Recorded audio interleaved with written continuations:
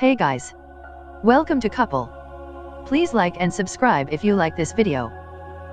Xiaomi has announced the UY720 Lite gaming mouse, a new gaming peripheral from the U brand in which Xiaomi and Lenovo are co-investors.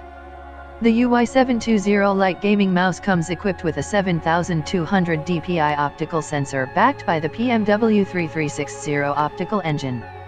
The device features a 48 MHz, 32-bit master chip with 7 programmable buttons and support for 5 dpi preset files for fast switching. The surface of the device is non-slippery, thanks to the proprietary stain-resistant babyface coating which provides a skin-like finish.